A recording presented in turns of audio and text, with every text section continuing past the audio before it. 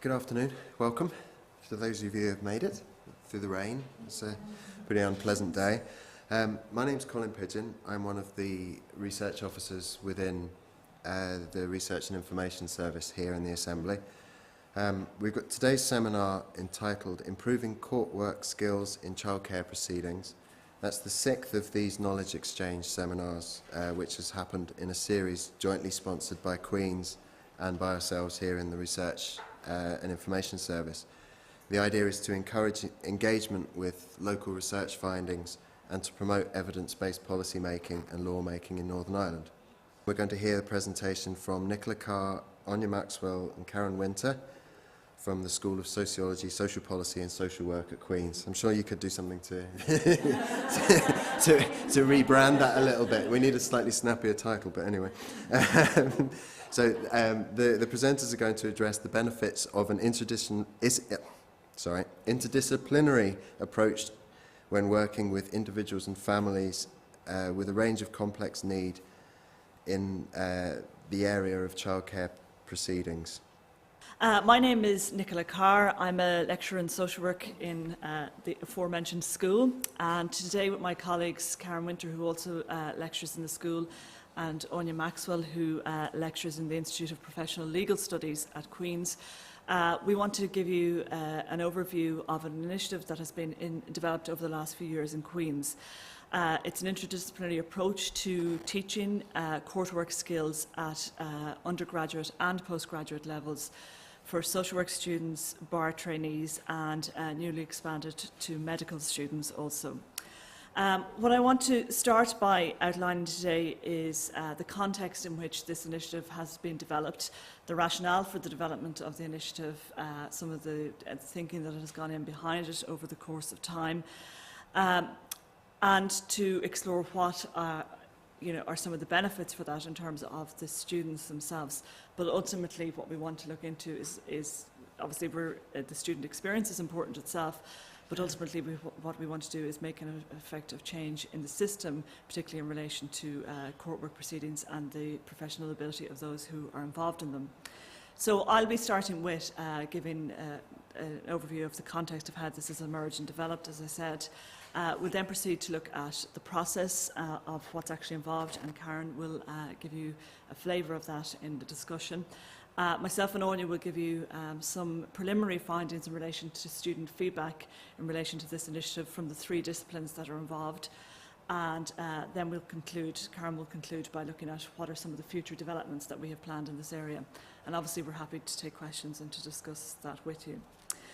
So to talk about the context first, many of you will be aware that the context of child protection is one that is sometimes in the news, often for negative reasons, that the forum of the court for childcare proceedings can often be a fraught experience for all of those people involved, not least the people who are subject to proceedings. But also it's a fraught forum and a contested forum potentially in relation to the various participants who are parties to the proceeding and represented the various parties. Crucially, the role of social work is important in relation to childcare proceedings. Social workers are empowered by legislation and social work trusts to seek care orders, and it's a core responsibility in relation to family care proceedings. Over time, various inquiries, various initiatives have focused on the fact that there are difficulties in relation to the quality of evidence presented to court to enable the court to make effective decisions in relation to childcare proceedings. These issues relate to both written evidence, the quality of assessments that are conducted in relation to children and families, the quality of information that's presented to the court, and indeed to the oral evidence that's presented in court in terms of the role that social work plays in relation to that. So that's one context in relation to the court setting and in relation to the quality of information that is available to the courts in order for them to make their decision. The other piece that informs the context is the role of interprofessional or interdisciplinary working. In childcare, proceedings in childcare issues, there are frequently a range of agencies involved. It is not just social work that's involved in these cases, but a range of other agencies that must work together and bring assessments together in order to achieve the best outcomes for children and families. Many inquiries, many of which you will be well aware of, refer to the fact that interprofessional working, interdisciplinary working, information sharing and indeed confidence in other professionals' role and capacity is something that has been highlighted in many reports and inquiries into the system. So the training of all professionals to work together in the context of child protection and child welfare proceedings is something that has over time been dominating the policy agenda. But also the question of professionals working effectively in the court work setting, in the court itself, but also in the pre-proceedings, and this has been highlighted by the introduction of case management in public law proceedings introduced in Northern Ireland in 2009, have highlighted the need for professionals to be qualified, competent and adequately trained to be able to carry out their roles in the settings. We conduct an undergraduate programme and social work training programme in an education programme in Queen's. And one of the modules that we have been involved in developing is court work skills for social work students to enable them, to prepare them to go out into practice, to feel confident about the role that the important role that they will do in this sphere. It's obviously it's part of an ambit of a wide range of provision, but it's something that increasingly we've recognised the importance of. Social work students themselves, it's an issue that exercises them in terms of their feeling prepared enough to do it, and it's something that we've been developing alongside our colleagues in the School of Medicine and the Institute of Professional Legal Studies in order to help develop professional expertise in this area. So just having set out that context briefly, I'm now going to hand over to Karen to talk about the process of what's actually involved in our initiative. My name's Karen Winter, lecturer in social work at Queen's University. I did a seminar last week, and I just want to start by saying that in case you think that we all live in an ivory tower and just pontificate on these things, as Justice Weir said, that I just pontificate at Queen's University. We don't. I am a qualified social worker and was a social worker for 5 years, then a team manager for another 5 years, and then a guardian for 5 years. I've now been at Queen's for nearly 5 years, so you never know, I might be moving on at some point. So the important, Nicola too and Anya, we come with a practice expertise as well as the fact that we now work in academic context. And I think if you've ever been involved in court proceedings in any form or fashion, ultimately we're all concerned about the same thing. We want the best outcome for the children whose cases we're involved in. But it's very striking when you're in a court setting how different the professions operate and how little time they've actually had to communicate with each other. And so you have social workers who feel that they're the lowest of the low and that their evidence is not worth very much and that they're not treated very well in the court setting. You have solicitors and barristers who require evidence of a certain quality written in a certain format that can help them best represent the people that they're representing. And you have judges who are driven to despair by the vast volume of paperwork that transfers across their desk. One of the really striking things I remember is being in a court setting and the judge had this huge chronology in front of them. The judge just kind of sliced through this, and you may know who it is, but he said that he didn't want a chronology that went back to the birth of Christ. What he wanted was a concise list of the core issues in the case. So I'm doing that by way of illustration. Different professions who work in the same arena actually feel very differently about the process. and yet they have very little time to communicate with each other. We find that all very concerning, and we're particularly concerned about people who are being trained either in social work or in medicine or as trainee barristers. Two things that concern us. One is that they have much more time to talk to each other and learn from each other before they enter the field that they're going into. And secondly, we really want to improve the expertise that these students have before they enter the field. We want to avoid meeting the social worker who feels that they've just had a car crash in their first court experience because it's been devastating and overwhelming. We want to avoid people feeling that they haven't given their best evidence to represent the children that they represent. So, you know, this comes from a passion within us as opposed to just some sort of academic exercise, because let me tell you, we're not doing this for the good of our health. When you see the process here that's involved, it's actually quite tricky. So the key question is, how do you transfer that practice knowledge almost at an academic level, but try and make it as real as possible? That's what you're trying to do, to make it as real as possible. So the process is multi-staged. The first thing is that we draw together case material. Now, the case material is actually a composite of the types of case and the types of issue that will end up in court settings. So, and again, you will know about this, Denise, we're talking about common themes, for example, parental mental health, parental dependency, substance dependency, or just inability to cope with the parenting role. We are talking about children who have suffered some form of abuse, maybe sexual, maybe physical, maybe neglect, or maybe a combination of those. And the case material really reflects the fact that the family will have been in contact with social services for some time.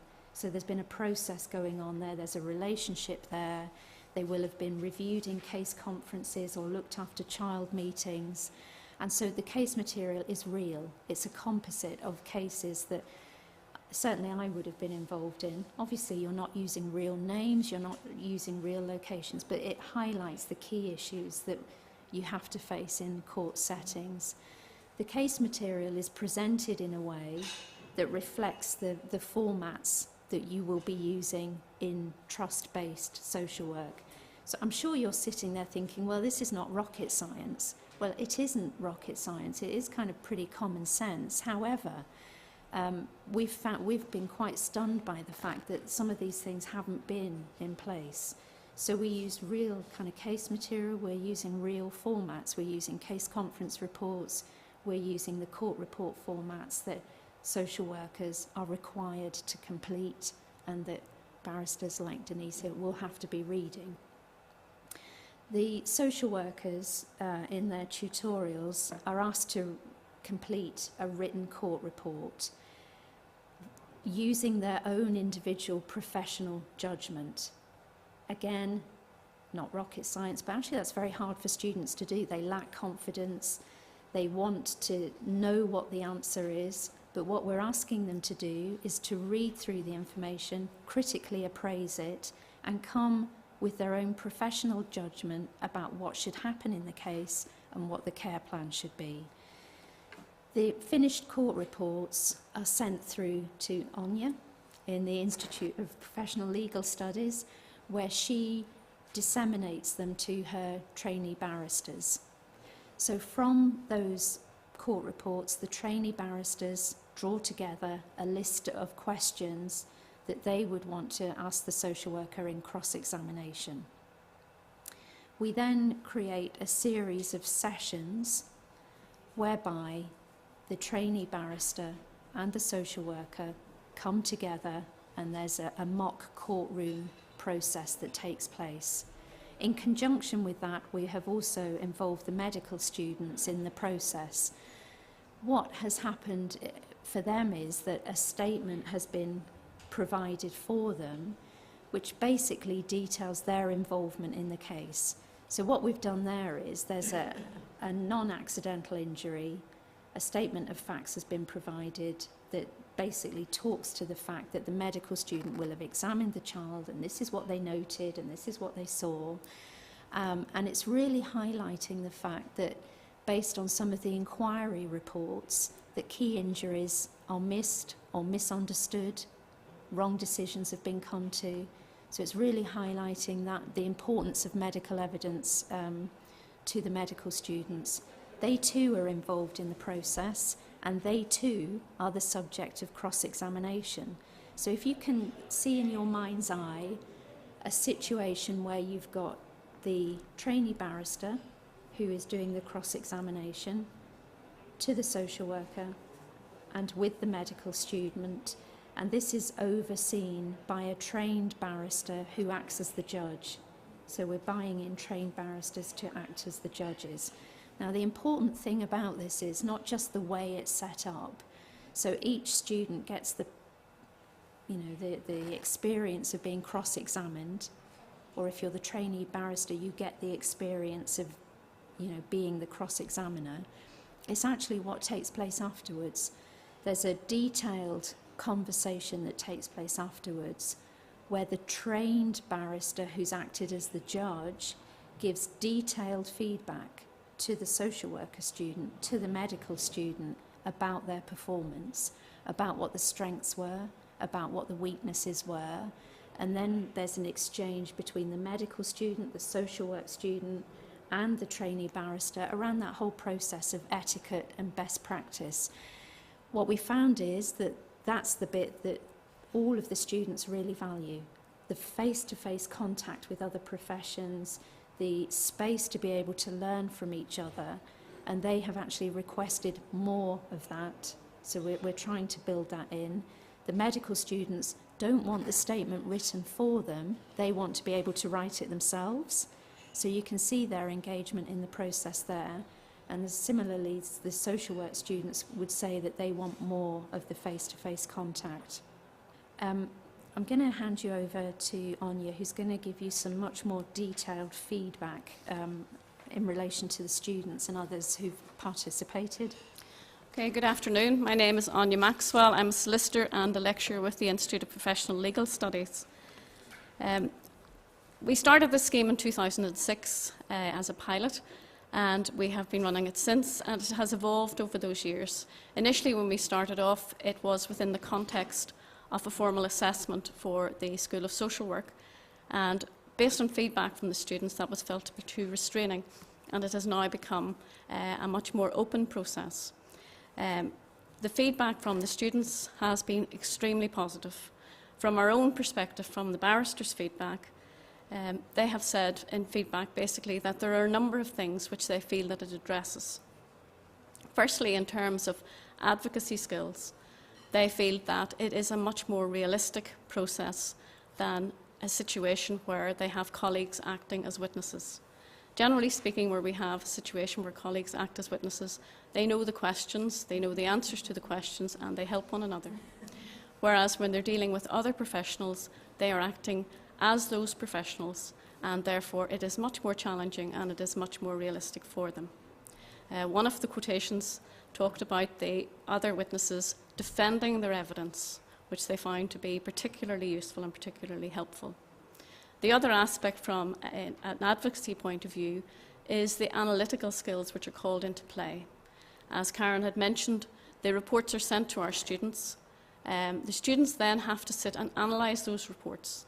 They have to draft questions for cross-examination, and they're given a variety of reports, a variety of standard of reports, which again will reflect practice, and that has been extremely useful for them.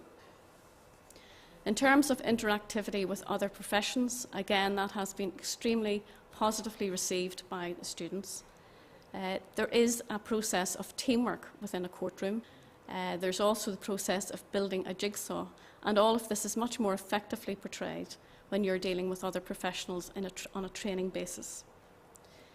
The other aspect that they specifically mentioned also was, as Karen has mentioned, feedback, and they really welcome the immediate feedback. And it is, as Karen has mentioned, this feedback is given by barristers who are highly qualified and highly experienced in the field. They don't just get immediate feedback in relation to the performance of the barrister as an advocate. They also observe feedback in relation to the other expert witnesses. And that gives them an insight into the role of the expert witness from a judge's perspective within the courtroom.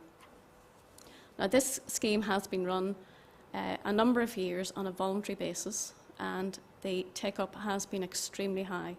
And I think that's a very good indication that the students have voted with their feet, basically, and have agreed to give up their evenings in order to participate in the scheme.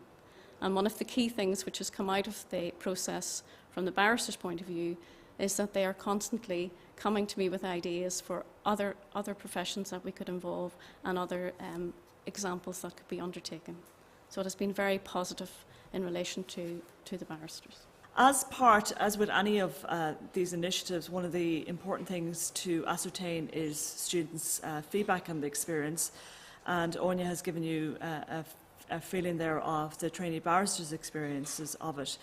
As part of our course feedback, we evaluate our courses on a regular basis.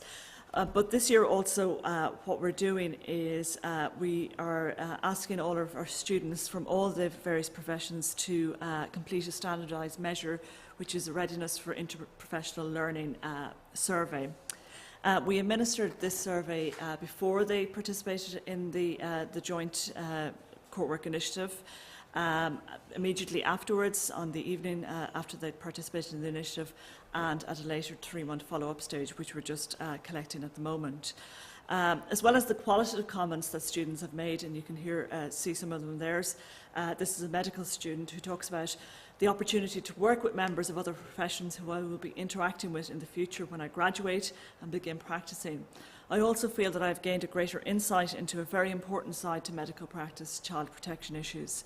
And I think that quote in particular speaks to some of the issues when you have with professional training for medical students and indeed social work, that child protection is one part of the overall training, but obviously, and the courtwork setting, but obviously it's an important sphere in which to focus upon. For the social work students, again, this is a qualitative comment, and these are actual pictures of the initiative taking place.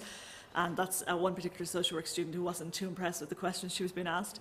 I thought the experience of being cross-examined was very valuable, as the only real way to prepare for such a pressured situation is to experience it.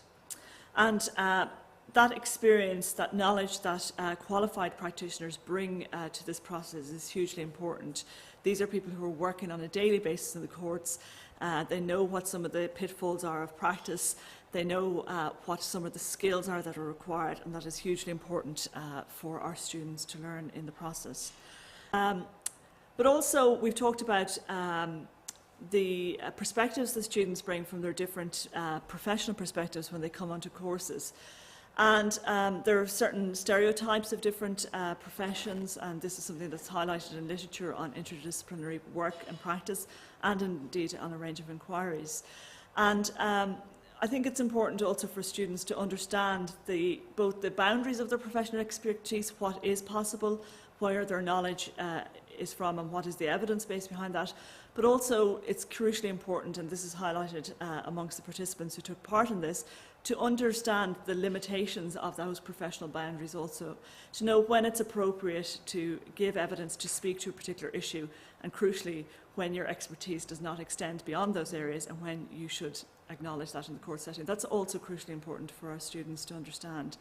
And you see here that the shared learning experience helps students to understand their own limitations, both in the sense of the professional role, but also in terms of understanding what future learning and training would entail.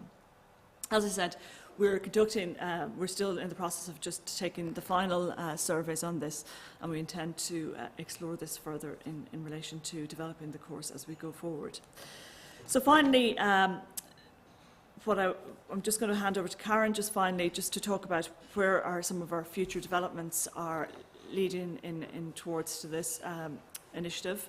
Obviously, we're interested in your feedback also, if you have questions to ask us, and these developments are some of which are in train already, but I'll let Karen speak to that just to finish up. Thank you. it says here, in terms of external developments that we're trying to foster, first of all, we're in the process of building relationships with the judiciary. Now, we're very fortunate because Anya is a solicitor, I am a guardian ad litem, Nicola is trained similarly too, and we do have existing links. You know that I know Denise, I know other people in the judiciary, but it's really about formalising those, how we make them work for each other. The important thing about the judiciary is they are independent. They can't be seen to overly influence the provision or the content of training, but they do have important ideas about where we're going wrong and what we could do better. So it's about capturing that feedback and feeding it into the process without compromising their independence. How do you get additional expertise under your belt? And the post-qualifying award, which actually Nicola has written the framework for, sets out to deliver a bespoke programme to practitioners who are already qualified but who require advanced knowledge and skills in court work.